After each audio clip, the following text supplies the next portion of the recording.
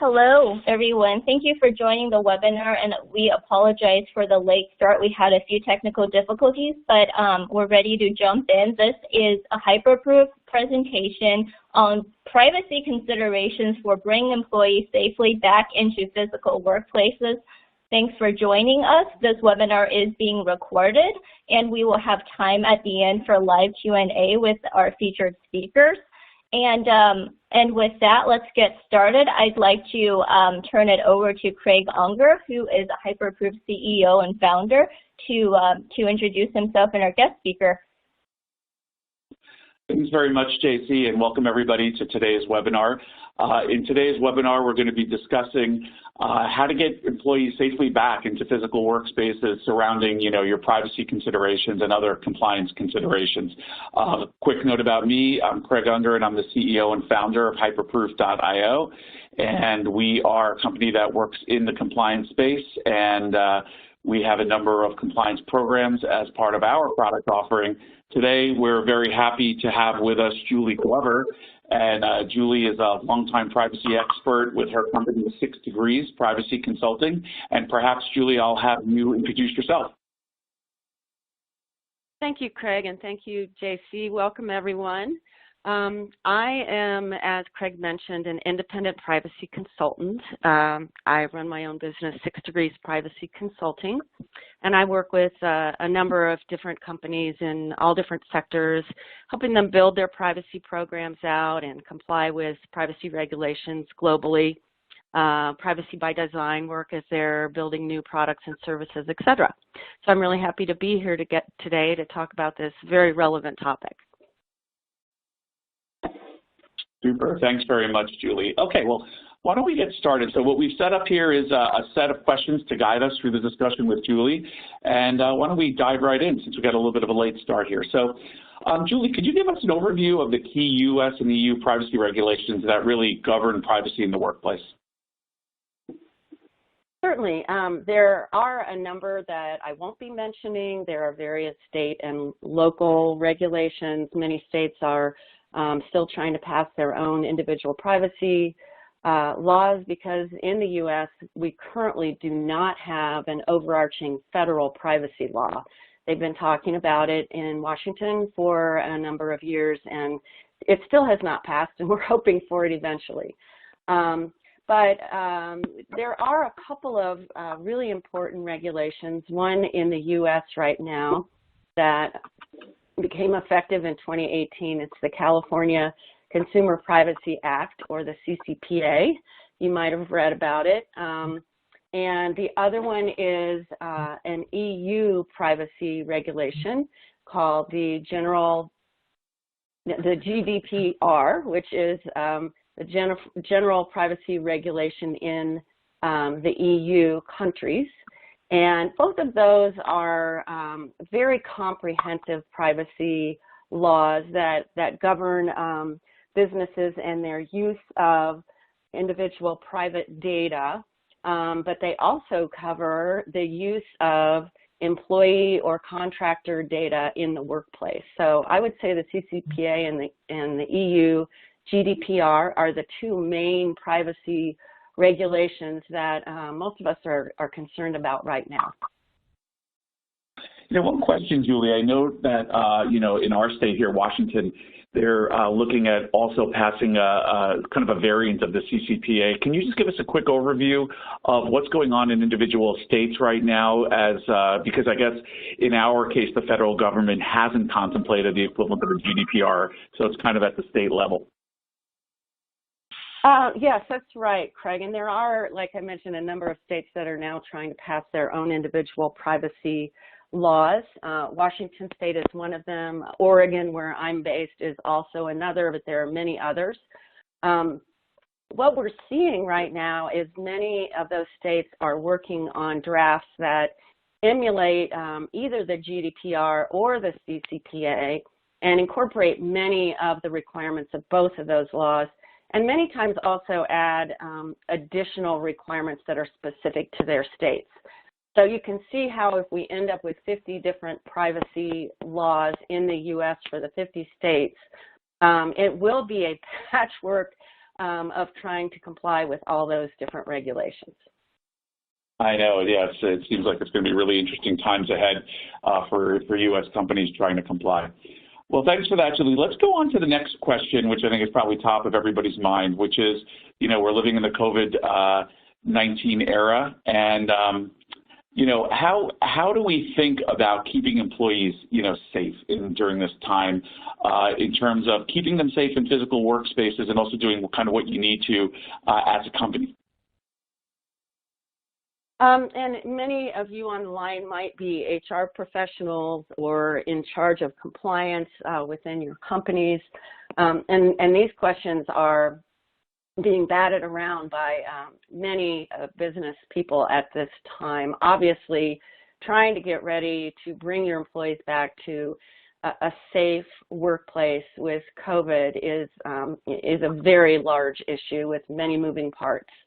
But one thing to keep in mind additionally is that as you bring them back, you might be thinking about doing body temperature checks. You might be thinking about asking them to fill out surveys about have they traveled, have they been ill, those kinds of things before you allow your employees to come into the workplace every day. This is very sensitive personal data, not only under the two regulations that I mentioned, the GDPR and CCPA, but under just about any privacy law or privacy framework that you might be working within. So, HIPAA is another one. You think about health data, and generally HIPAA doesn't apply to employers. But thinking of all the privacy regulations out there as you consider what kind of data you're going to collect to make sure that your workplace is safe for your employees, for your staff, for your visitors. It's very important to think about privacy. Especially under the GDPR, the kind of data you might be collecting, especially related to health, temperature checks, and those types of things are considered to be very sensitive data. They call it special categories of data under the GDPR. And if you are a workplace or have an office in the EU, you will need to know that you need an affirmative written consent from your employees and visitors to collect that kind of information before you do so. You'll also need to have, I would recommend, a separate privacy notice that's transparent about what kind of personal data you'll be collecting in the COVID context to bring people into the workplace. The other thing to think about with the CCPA, go ahead.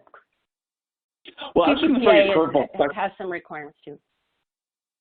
I was going to throw you a little bit of a curveball. I know that recently there's been some talk, and this is the difference between the EU and the U.S., where certain privacy laws might be suspended in the case of COVID-19. I'm just wondering, for the examples we're talking about here, things like taking a temperature, is that something that employers can do if they decide to do, or the affirmative consent concept in GDPR has an equivalent in the U.S. and it requires consent both ways?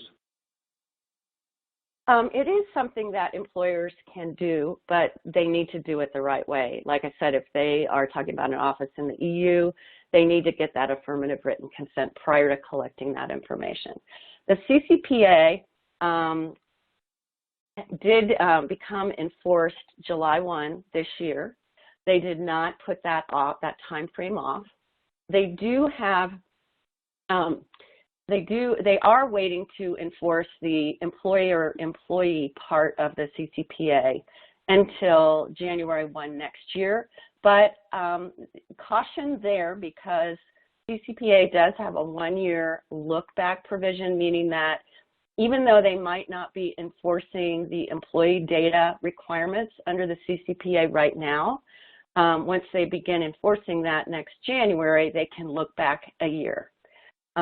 So I'd say the overall answer to your question, Craig, is most of these regulations are not, if they've already been passed and they're in effect, they are not waiting until COVID is over, let's say, to be enforceable.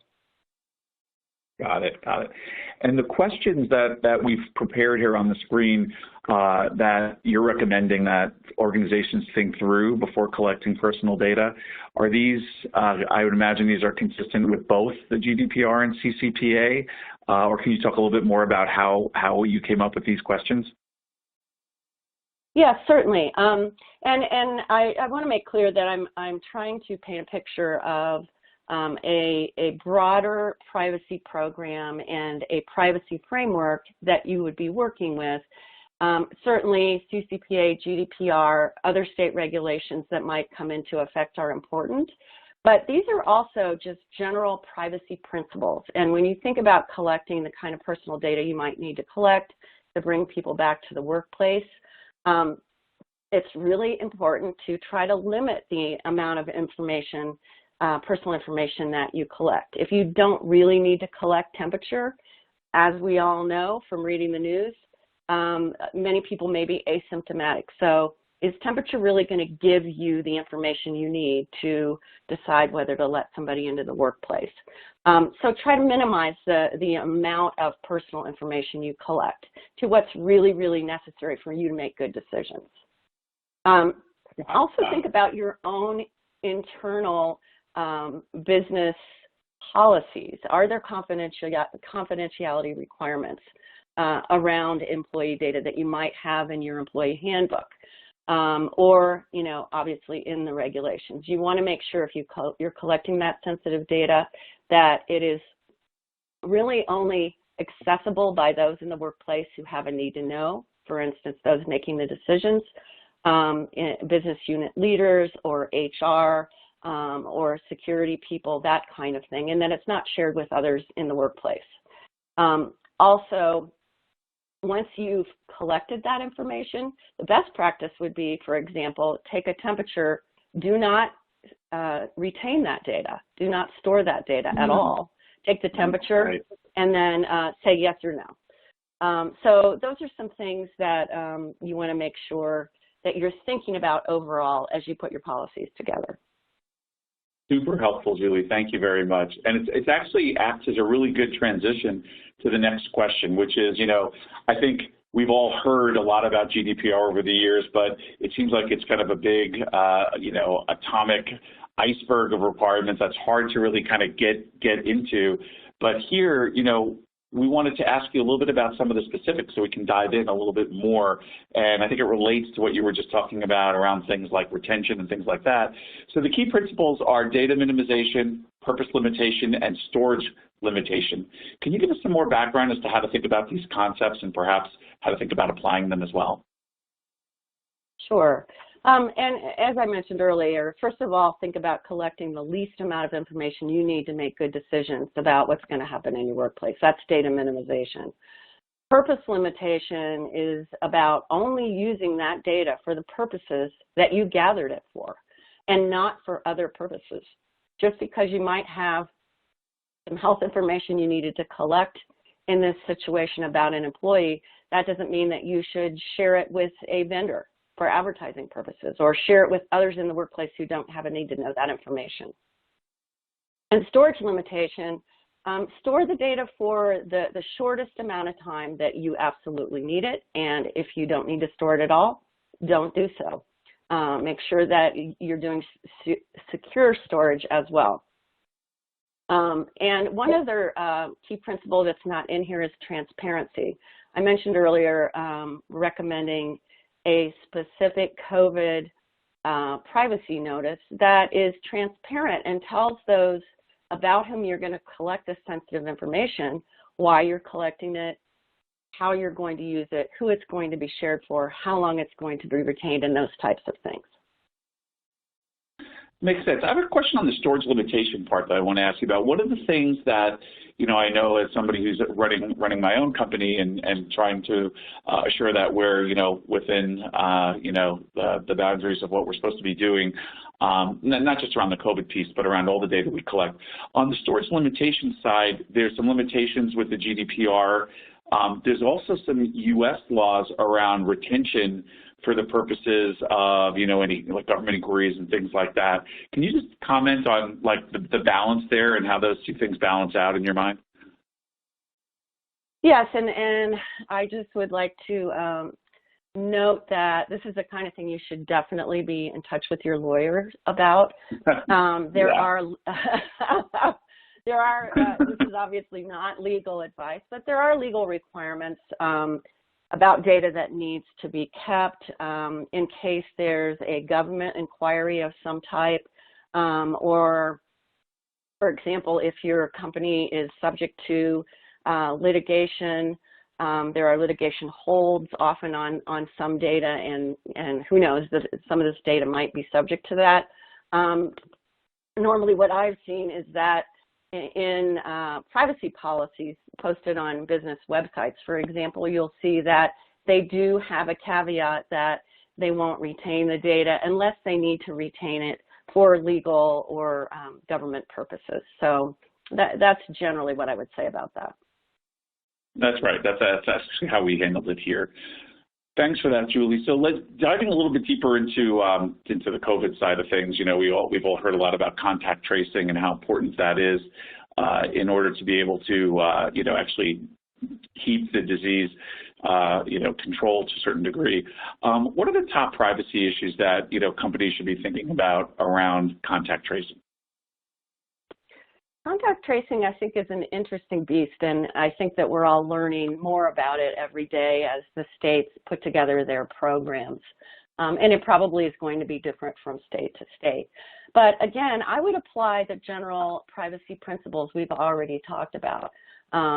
First of all, if you can do contact tracing, or if the state can do contact tracing without actually using GPS on people's phones, or within a workplace, for example, if you can avoid having to track employees and how close they're getting to each other as they walk down the halls or go to the cafeteria, if you can avoid using those things and you can get the information otherwise, I would recommend not using those kinds of technologies because they are very invasive and sensitive.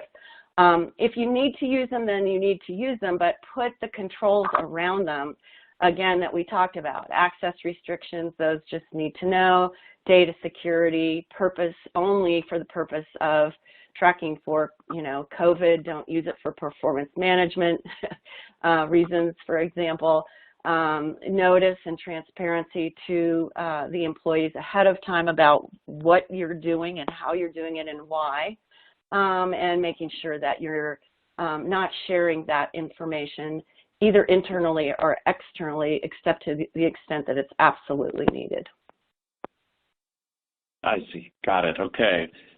Well, we talked a little bit about, state, certainly CCPA is a state regulation and some other state regulations. I wanted to dive into that a little bit more carefully here and ask, are there particularly relevant state laws that apply, in these particular situations? Obviously, some of the regulatory requirements like CCPA, I know Florida has CIPP-A. What can you tell us about other states and what they're doing in these areas? Well, there's one state law I'd like to point out in particular, and it's actually been in effect for quite some time. It's the Illinois Biometric Privacy Information Act. There are other states, many other states, who are working to put similar laws into place. I know Washington State and Texas are two that are two laws that I believe Texas is in place already. It's not as restrictive as the Illinois law, and other states are trying to do this. But if you look at the most restrictive so far, it's the Illinois Biometric Privacy Act.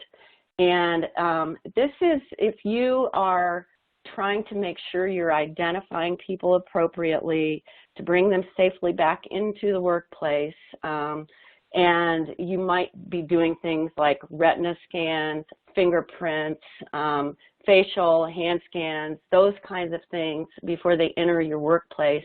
You need to be really careful. And especially in the state of Illinois, but I think that these kinds of requirements are going to spread to many other states. You need to actually, in Illinois, get written consent prior to requiring these kinds of access controls for employees. So that's something to be aware of, and Again, as I mentioned, this one is the most restrictive right now, but I don't think it will be the last. Yeah, and let's transition also. When you think about some of these, you have the Illinois Act, you have the one that we're talking about around CCPA and GDPR, and we've talked a little bit about how companies need to think about those kinds of laws and putting in certain constraints on what they're doing. But let's transition to talk a little bit about what are some specifics that companies actually need to do, the specific things they need to do to protect personal data, the actions that they need to take. There are many things that are part of a good privacy program overall, and those things definitely apply to any data like this that you are collecting as you consider bringing employees back to the workplace. But they also apply to any kind of personal data that you are collecting and processing, sharing with third-party vendors, HR vendors, benefits vendors, et cetera, in the workplace. So, and I feel like a little bit of a broken record here, but these are really important framework privacy issues to think about, no matter what kind of regulation you're trying to apply or where your business is located. And so access controls, again, to the extent you're collecting and retaining employee data, which of course most employers do, that data should be protected and not accessible by anyone in the workplace except for those who need to know it to do their jobs. HR, of course, needs to know much of that information, but if you're a large company and you have different parts of your HR department, perhaps only part, let's say the benefits department needs to know the benefits information, but maybe the employee relations group doesn't need to know that, so they don't need access for it. So having good roles and responsibilities documented for your HR people, for managers who might be accessing their employee data, that's very important. Secondly, privacy security training for staff. We're talking about COVID here in this webinar, but even aside from that, privacy and security training is very important, and you should be doing it annually to explain to your staff what your policies around privacy are, how they should be handling personal data, both of other employees and of your customers and clients, and those things should be documented and trained for new employees and then once a year for everyone. Vendor management is a very important part of a privacy program, meaning with what vendors are you sharing personal data of your employees, of your customers. You should have contracts in place with those vendors that provide for privacy and security terms that the vendors are responsible for, and making sure that you're not sharing more information with particular vendors than you need to. All of that should be documented in contracts. Fourthly, data retention and deletion policies are very important so that you're not retaining personal data longer than you need to, and that you have secure ways to delete that data, whether it be paper data or electronic data. Also, with respect to COVID, but again, with respect to all personal data that you're processing in your business, both employee and customer data, make sure you have the privacy notices and that they're very transparent and written in plain language as best you can. That really describes what kind of data you collect, how you use it, who it will be shared with, how long you'll retain it, and what the individuals whose data you're processing, what are their rights? Can they submit a complaint? How do they do that? How do they get access to that data?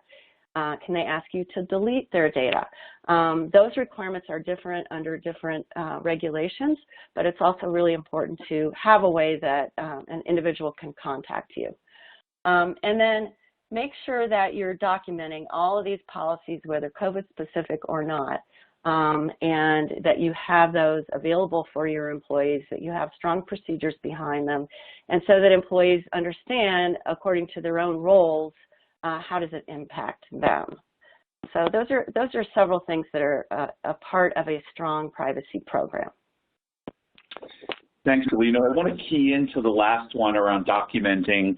I think what I've seen in the last number of years as we've done, a whole lot more of our own compliance, both here at Hyperproof and even in companies that where I worked in before, is, one of the challenges that regulators and auditors want to see is that things are properly documented, and also that the organization is set up from a process perspective to actually be able to run some of these processes in a way that's faithful to the design of them. Sometimes this takes the form of like an information security team, or it's in HR doing training, as you said, but they're very keyed into how you're approaching the problem, in addition to just testing the results of the policies.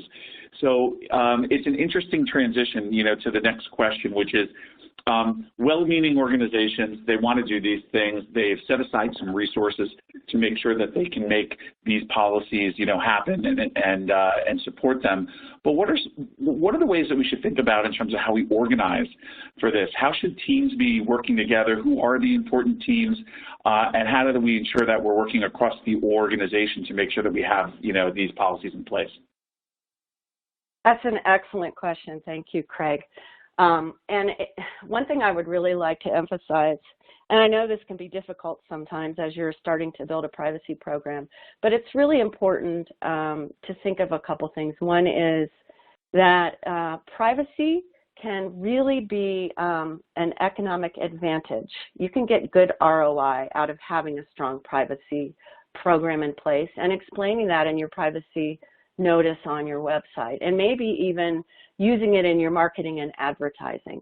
As you know, probably from reading news, there are a lot of privacy-related issues being discussed. Think about what's happening with Google and Facebook and Apple, Amazon, the big companies, and how they're using that data, and the fact that they're being called into Congress into these hearings where they're being asked very pointed questions about how they're using consumer data.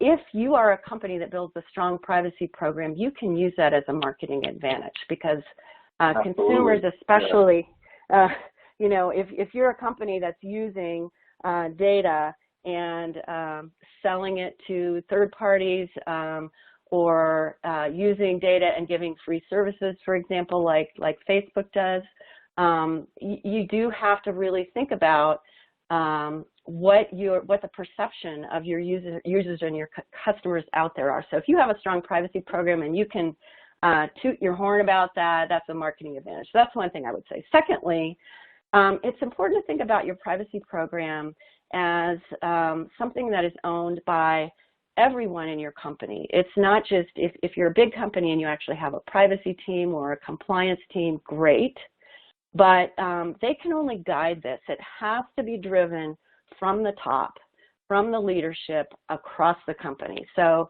business unit leaders should be bought into this, they should be educated, and they should be driving it through their particular business units. One thing I've seen work well is appointing business unit privacy champions across the organization. Those people can be assigned to really help with privacy initiatives within their own business unit and work on a team that's cross-organizational.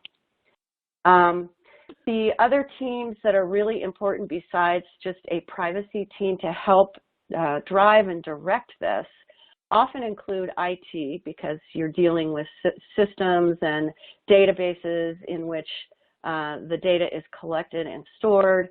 Information security obviously is important, and their policies and procedures should be part of the annual training. HR for the employee and applicant data.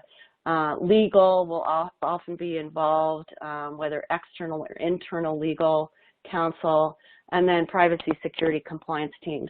Again, those are the groups that are going to probably be most involved in driving this across the company, but it really needs to be embedded in the particular business units as well. So what can risk and compliance professionals do, those who are driving it? They can conduct risk assessments to see where your business unit or your company as a whole stands with respect to compliance with whatever regulations are applicable to you, but also with just the privacy principles in general that we discussed today. And they can help you put together a strategy and prioritize that to plan over time how you're going to build that privacy program. They can help you create your policies and procedures and communicate that to your staff and also put together some training. Yeah, you know, and Julie, one of the things that I've seen over the past few years as companies go after this and really start to get much more serious about privacy, you know, they're used to doing it on the security side. Now they're getting kind of more, you know, experience and understanding the need to do it more on the privacy side, is that, you know, you have a discussion like this where the responsibility starts out and it's kind of striped across different organizations inside the company, and it becomes this kind of, you know, shared responsibility. But then over the course of the last couple of years, what's been going on, maybe the last few years, is there's been, you know, more dedicated folks who are working on, you know, privacy in particular. You know, you have a CISO for security, and then, of course, as organizations get larger and larger, now they have chief privacy officers as well. So that's a phenomenon that's been happening. And it's an interesting kind of segue to the next part of the discussion, which is, you know, right now, I'm sure top of mind for everybody is we know we got to get the privacy stuff done along with the security stuff. We know that in a COVID era, and then also just because of increasing concerns from customers around privacy and some of the you know, what you see in the press around, you know, Facebook and you know, voter fraud and all these different things, that we have to take this more seriously. But also COVID has put a lot of pressure on budgets, right? So the question is, you know, that with budgets being really tight, you may or may not have the ability to have some full-time staff. What are the options all the way from, I guess, full-timer to not full-timer in terms of how you actually go after, you know, this particular set of challenges? Excellent question again, Craig. And I think there are a number of options out there for companies to consider, especially as budgets are tight. First of all, just to calm your nerves a little bit, I would say that it's important to remember as you're building these processes and procedures out, you don't need to get it all done tomorrow. I think the best approach is to lay out, you know, some plans, do a risk assessment, figure out what you need to do and prioritize, and then chunk the work out in buckets and take pieces of it on at a time to move toward compliance. As regulators might come and ask you questions, or if they get complaints that they're following up on from their constituents with your company, then if they come in and see that you are working on your program, it may not be complete and perfect yet, but really a privacy program is always a work in progress. So they see that you're making efforts, that you've got the big things checked off and you're continuing to improve. That's going to be something really in your favor. But all that aside, I think you have a couple of options with respect to getting help getting the work done. One is obviously to hire your own privacy team, or maybe to start with one privacy professional who can manage your privacy program internally, be an employee, and work with the different business units to start to build that out. That privacy employee, or if you can't even afford to hire an individual to be an employee in that area, can hire a contract privacy and security consultant. I am a privacy consultant, not necessarily a security consultant, but I work hand in hand with security consultants as needed for my clients. I work with a number of small to mid-sized companies, also large, but I have been successful in helping these smaller companies get their privacy programs started, do the risk assessments, and over time work with them to build these policies and procedures and training and other things that you need up. So I think a contract worker is your second possibility besides employees. And then thirdly, and I'll ask Craig to dive in and talk a little bit more specifically about this, there are a number of privacy technology platform companies, and Hyperproof is one of them, that can help you automate once you get some of your framework in place and you need to actually, let's say, do a personal data inventory across your company and across all your systems. Privacy technology can be very helpful to automate some of that. So Craig, would you like to talk about that? Yeah, I mean, and I sure would. And I'd break it down into, a couple different areas. I mean, what I see out there in the market is a number of companies that have been innovating in the space around scanning of your data in much the same way that a security vendor would have, been scanning it for for viruses and those kind of signatures.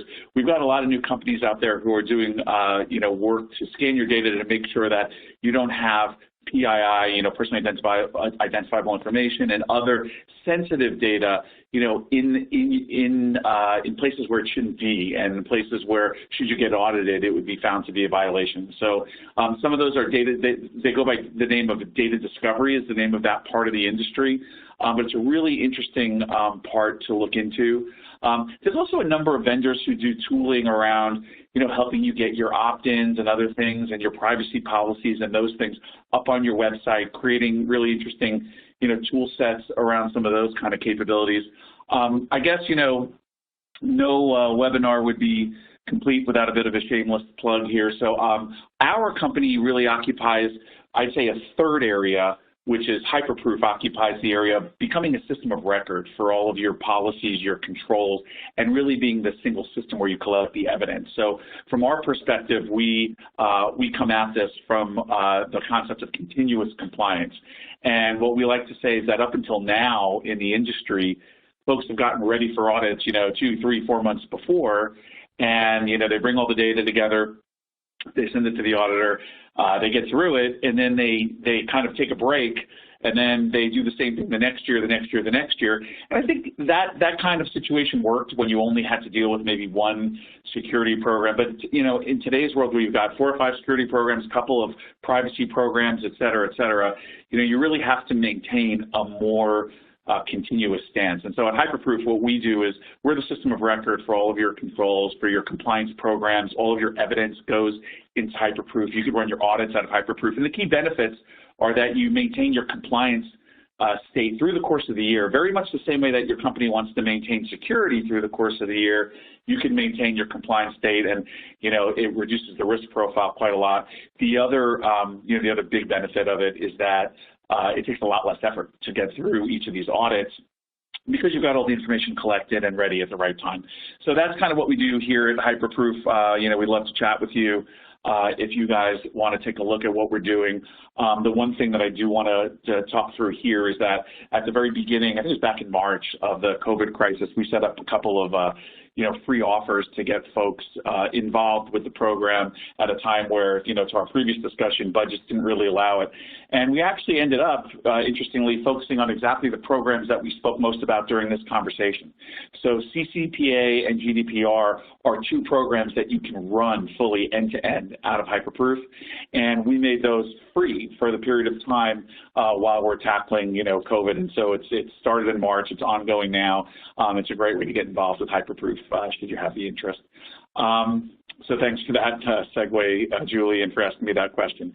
So I think at this stage, for all of you folks who are watching and listening, we are done with the prepared content, and I think we're ready to kind of transition back to JC to any questions that folks have answered, and we can close it up with a little bit of Q&A. And excuse me, Craig, could I ask you one more question related to Hyperproof and your product? Do you recommend that companies, in addition to using your technology, work with their internal privacy team or an external consultant to get the privacy program built and to collect and put that evidence, that good evidence, in your system? Yeah, that's a great question, and it's actually timely. There are folks out there who will say, hey, technology, it's going to, technology's eating the world, right? It's going to replace everything. And let me just be really, really clear on this point. And I'm going to bet you're going to agree with this, Julie, which is that this is an area that no amount of, artificial intelligence at this point is going to get you through without having the trusted advice of experts. And that comes in many forms. If you're working with Hyperproof, we have a customer success team that can get you up and going on the software, but we always recommend that you either have a team, of experts on security and privacy in particular inside your organization, or you work with a partner of ours or a partner of your own, somebody who can actually bring in that expertise and both kind of give you a bit of an objective view as to how you're actually setting up your program.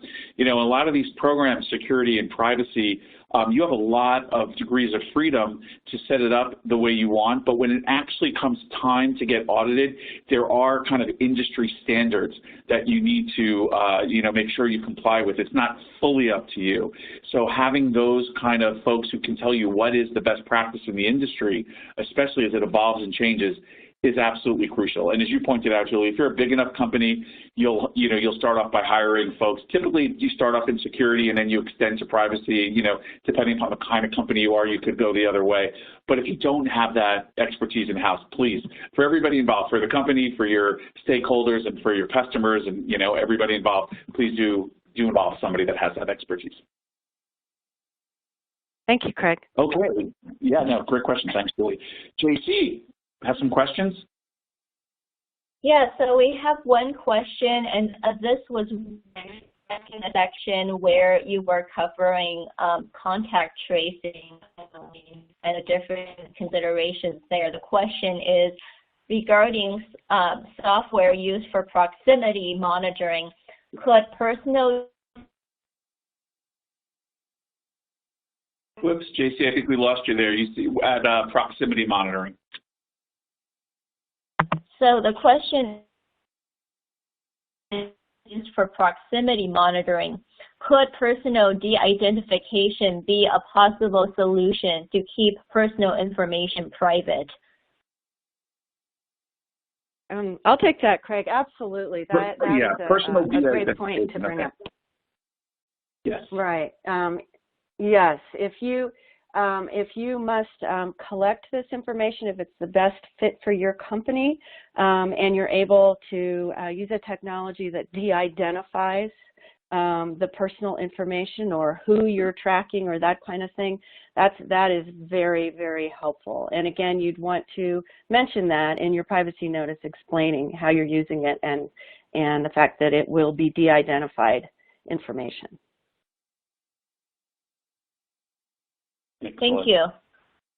Next question. US and EU have different histories regarding litigation. How would a company prove they did what they could to keep employees' information safe if this information isn't collected? I need a little bit of clarification on that. If the information about the employees, no personal information is collected, is that how you interpret that, JC? Yeah, I think we would love some clarification from April, who asked this question. April, if you're still on the line. I'm going to guess. I have a guess at it, which is if the last word was retained. I think the question is around if you don't retain the data, how could you litigate to show that how could you prove that what is no longer there, is my guess as to what this question is asking.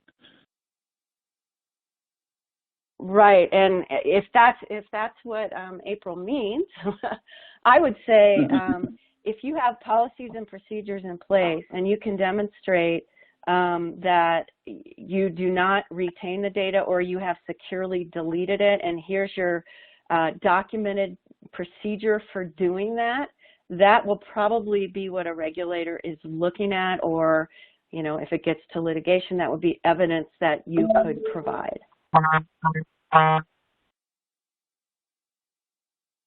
Super. Okay. Excellent. JC, any other questions? Let's see. We'll wait a moment because there's sometimes a lag between people entering their questions and showing up on the panel here. Looks like we don't have other questions, so we can wrap up over here and give people time back in their day. Well, great. Well, thanks everybody for attending today's webinar. Julie, thank you very, very much. I found it absolutely fascinating. I personally learned a lot hearing you speak. Apologies for getting going, for the technical difficulties and getting going a few minutes later. JC, I want to thank you for hosting it for us, and we'll sign off now, give everybody a few minutes back, and we'll see you next time in our webinar series in Hyperproof. Thank you, and JC, you will be posting these slides that have our websites if you want to contact us, correct?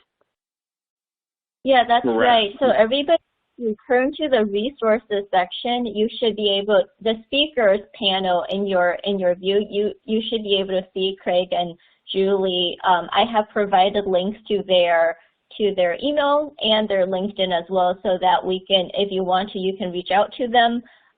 There's also another link to the free software subscription offer that is posted. You should be able to see it there. And lastly, we are recording this webinar, and you shall receive via email a link to the recording shortly. Thank you, JC. Thank you, Craig. Wonderful. Yes, thanks everybody again, and we'll see you next time. Bye-bye. Thanks. Bye-bye. Bye.